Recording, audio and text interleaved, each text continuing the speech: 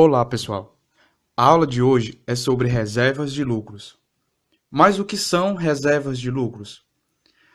Como o próprio nome diz, são reservas que têm origem no lucro da empresa. Então, chega o final do exercício, a empresa apura o resultado, e se esse resultado for um lucro, a lei exige que esse lucro seja destinado, seja para constituir reservas de lucros, para pagar dividendos ou para aumentar o capital da empresa. A lei classifica as reservas de lucros em 7 tipos, sendo que a única que é obrigatória é a reserva legal. As outras são opcionais, ou seja, a administração da empresa envia uma proposta de destinação do lucro para a Assembleia Geral e essa Assembleia vai julgar se essas reservas opcionais vão ser constituídas ou não. Reserva legal. Como dito no início, a reserva legal é a única reserva que é obrigatória. Ou seja, a empresa ela é obrigada a constituir essa reserva. E no momento que a empresa for fazer essa reserva, é preciso que ela observe 3 informações importantes na lei. A primeira informação é uma regra.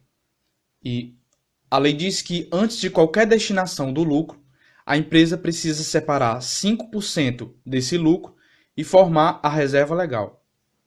Segunda informação, também é uma regra. A lei estabelece um limite de 20% do capital social para constituir a reserva legal. Ou seja, se o saldo dessa reserva atingir esse patamar, ela não pode mais ser constituída. E a terceira informação é opcional. A empresa poderá deixar de constituir a reserva legal quando o saldo da reserva legal, somado ao saldo da reserva de capital, for maior do que 30% do capital social. Reserva para contingência. É uma reserva opcional e ela pode ser constituída quando a empresa, com base em estudos, consegue estimar que ela vai sofrer perdas num evento futuro. E para suportar esse período difícil, é formada a reserva para contingência. Esse evento futuro pode ser uma geada, uma seca, ou uma inundação, ou qualquer outro fenômeno natural que venha causar perdas e que a empresa seja capaz de estimar esse montante de perdas. Então, a empresa constitui a reserva legal, depois a reserva de contingência e depois disso forma a base de cálculo dos dividendos. Caso chegue esse período onde o evento iria acontecer e ele não ocorra, essa reserva para a contingência pode ser revertida, ou seja, ela vai voltar para o lucro a ser destinado. Reserva estatutária. Como a reserva de contingência, a reserva estatutária também é uma reserva opcional. A diferença é que ela não pode afetar o pagamento de dividendos. Então, primeiro forma-se a base de cálculo dos dividendos e depois que é constituída a reserva estatutária. A lei não traz nenhuma regra específica em relação a essa reserva. Portanto, no Estatuto da Sociedade Anônima, pode vir qualquer tipo de reserva estatutária, desde que seja definido qual a finalidade dessa reserva, como ela vai ser calculada e qual o limite máximo dessa reserva. Reserva de incentivos fiscais. Bom, quando a empresa recebe uma doação ou uma subvenção do governo para investimento, certamente esse valor faz com que o lucro da empresa aumente. Essa parcela do lucro que foi gerada por esse benefício do governo é justamente o valor que vai para a reserva de incentivos fiscais.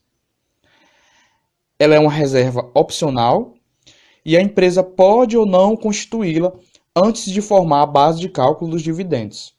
Mas vale ressaltar que alguns contratos desses benefícios do governo exigem que esse benefício não seja distribuído, ou seja, ele será excluído da base de cálculo dos dividendos e irá compor a reserva de incentivos fiscais.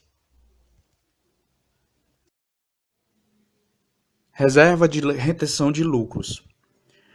Como reserva estatutária, essa reserva também não pode prejudicar o pagamento de dividendos, ou seja, ela vai ser constituída depois que formar a base de cálculo dos dividendos.